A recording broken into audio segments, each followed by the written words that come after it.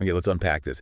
If you've ever, scrolled through pictures of those mountains plunging right into the fjords, or you've seen a movie set in Middle-earth, Uh, you were probably looking at New Zealand. It's one of those places that has a permanent spot on everyone's travel list. But what happens when the vacation is over and you actually, move there?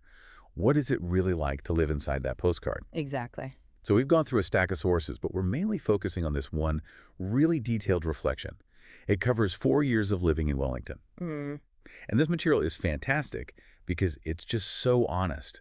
It gives you the stunning highs, the lifestyle, the scenery, but it also gets into the surprisingly tough logistical and financial lows. Yeah, the friction of daily life there. Right, the friction that comes from living in one of the most remote countries on Earth. Mm-hmm. So our mission in this deep dive is, to move past the travel brochure. We need to explore that central paradox of New Zealand life. Hmm. How can a place be described by the exact same person as awe-inspiring and also surprisingly expensive and frustrating? What's fascinating here is that the author, even after 4 years, didn't leave because they hated it. It was actually the opposite. Right. They summed up the whole experience with 4 words: rewarding, exhilarating, frustrating, and expensive. A real mix. A total mix. And their final verdict was, well, pretty profound. They said if they couldn't live back home in Canada, they'd choose New Zealand. Wow. That tells you everything you need to know about how powerful the good parts are. It really does. It frames the whole thing perfectly. This isn't just a list of complaints. No. It's a real analysis of a trade-off. You're basically deciding to pay a premium, sometimes with money, sometimes just with patience for breathing cleaner air. And I love this, having a nervous system that finally learns how to exhale. And that slower pace is exactly where the rewarding part of the experience kicks in. Mm-hmm. The core gift, as the author puts it, is this fundamental shift in what you prioritize every day. The pace of life is just slower. It's not some corporate slogan, is it? Not at all. Work-life balance isn't an HR initiative. It's just baked into the culture. The source says if you're used to the hustle, New Zealand sort of forces you to stop and ask, what does enough actually look like? Exactly. The reward is more existential than material.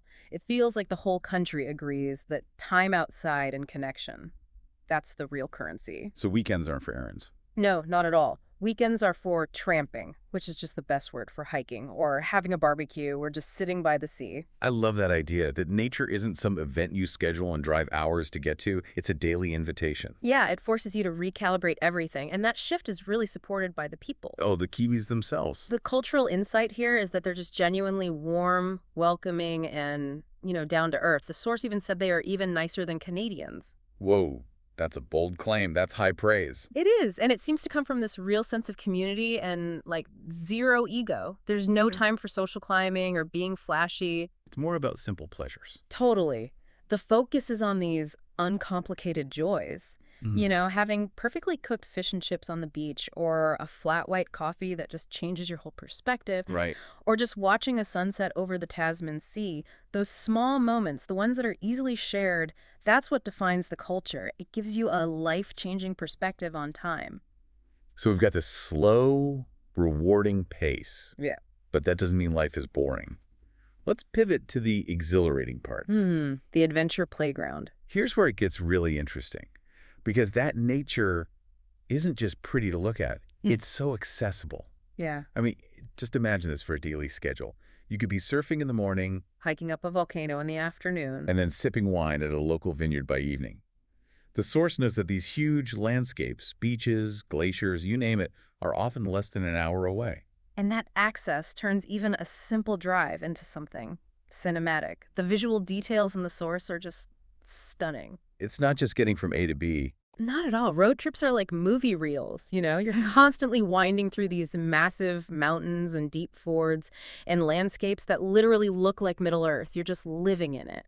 It's the sheer density of the beauty that's so striking. You just can't drive for long without seeing something incredible. Absolutely. And we have to mention the wildlife in the sky. The nature feels almost magical. Like what? Well, the author talks about seeing glowworms twinkling in caves like fairy lights, and of course the search for that elusive kiwi bird. And the night skies? Oh, the night skies. In places with no light pollution, the Milky Way isn't just some faint band. It's described as spilling overhead. That just sounds like a constant state of awe.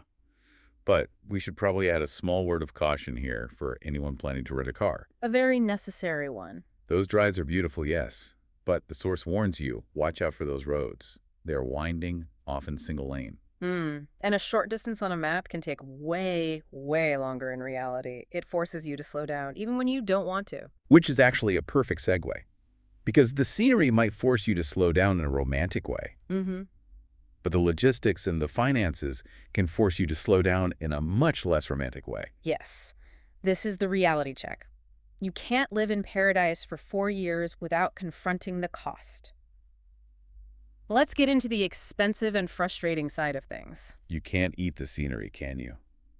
So while the country is rich in beauty, the day-to-day cost of living was a real shock. A huge shock. The expense factor hits you right away. Imported goods were described as costing double. Double. And nature might be free, but housing certainly isn't. The prices in places like Wellington or Auckland were called eye-watering. Yeah, we should probably unpack why it's so expensive. It's not arbitrary. It's all about logistics and market size. Right, it's an island nation, a very remote one. Exactly. It's a tiny market for consumer goods, so that huge container ship has to travel further, and the few things it drops off have to absorb all that shipping costs. That's the tyranny of distance. The tyranny of distance coupled with small market economics. That's why your favorite cereal costs twice as much. And the housing market. Yeah. That's a whole other beast. Even if you're coming from an expensive city, the source makes it clear that salaries don't always keep up with the cost of housing. A major affordability squeeze. And the irony is thick, especially in the grocery aisle. Oh, yeah, the source mentioned the least affordable cheese and wine. Which is crazy, right? You're surrounded by world-class vineyards and a massive dairy industry. So you'd expect it to be cheap. But it's not. And that's because it's all part of a global export model. New Zealand producers make more money selling that cheese and wine overseas. So you're basically competing with the global market for your own local products. You are. You end up paying a premium for everyday things, even the stuff made right down the road. And that distance, the source of the cost, is also the root of the frustration. New Zealand is breathtaking, but it is so remote. And you feel that the second you want to connect with the outside world. Logistically, travel is the first big one. If you like spontaneous trips, you can just forget it. Mm-hmm. Flights to anywhere beyond Australia took forever and cost a fortune. The nearest real escape is a 3.5-hour flight just to get to Sydney. And that remoteness bleeds into daily life. Online shopping, which we all rely on, was slow and expensive.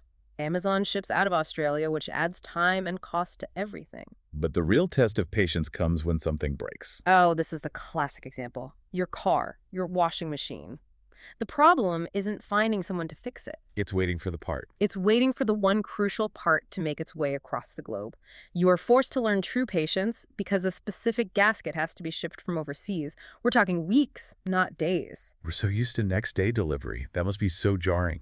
It's a hard lesson in things not being instant. And that's where the frustration can really start to build up. In those small, everyday things. Let's talk infrastructure. The author specifically mentioned the least reliable internet. Yeah, that's a big friction point. You're trying to work remotely, and the connection feels like dial-up nostalgia. I love that phrase. It's perfect, isn't it? In smaller towns, the population just isn't there to justify big infrastructure upgrades. So you get amazing views, but maybe sluggish broadband. And shopping is another one. If you love variety, you are out of luck. Totally. The author joked, 3 brands of cereal, take it or leave it. It's a direct reflection of the culture. That lack of endless choice reinforces the slower lifestyle. Which brings up a really important cultural point. Yeah. How do you deal with all this slowness when you need something done now? You cope with the famous Kiwi attitude, the she'll be right mentality. The least sense of urgency. Exactly. It's this laid-back, optimistic outlook. It teaches you patience, which you absolutely need.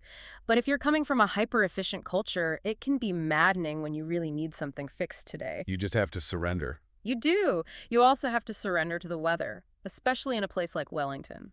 One of the least glamorous truths was the least convenient weather. 4 seasons in one day. And it was not an exaggeration. You can go from sun to rain to intense wind in an hour. Layers are not a fashion choice. They are a survival strategy. And even with all the friendly people, the population dynamic is just striking. Oh, the sheep. The sheep. The author highlighted that famous statistic. 25 million sheep versus just 5 million humans. Outside the cities, the quiet was sometimes described as eerie. And a final cultural note from the author. The least ability to blend in. Right. You're always the outsider. Always. Small talk always starts with, "So where are you from?" Yeah. It's charming, but it's a constant reminder that you're a visitor in this very isolated place. So after all that, Hmm. what does this all mean for someone thinking about making that move? Hmm. The 4 years the author spent there really boils it down perfectly. New Zealand stripped away the excess, the choice, the convenience. And replaced it with simplicity and beauty and connection. Exactly. You sacrifice easy travel and cheap stuff and instant gratification for a slower, more deliberate life. A life where, as the source said, nature was always just outside the door. It really forces you to reevaluate what quality of life even means. The ultimate takeaway from this is that New Zealand taught the author how to live more lightly, breathe more deeply, and just find joy in the everyday. It teaches you to value time over things. Time and experience over things, and efficiency. The trade-off is so clear. Unparalleled nature and work-life balance on one side, and geographic isolation, premium costs, and logistical friction on the other. So that brings us to the final question for you, the listener. If New Zealand forces you to accept that level of remoteness in exchange for all that beauty and that grounding lifestyle, what single everyday convenience are you most willing to sacrifice right now for a slower, more connected life? Something to think about the next time you're frustrated because your Wi-Fi is a little slow.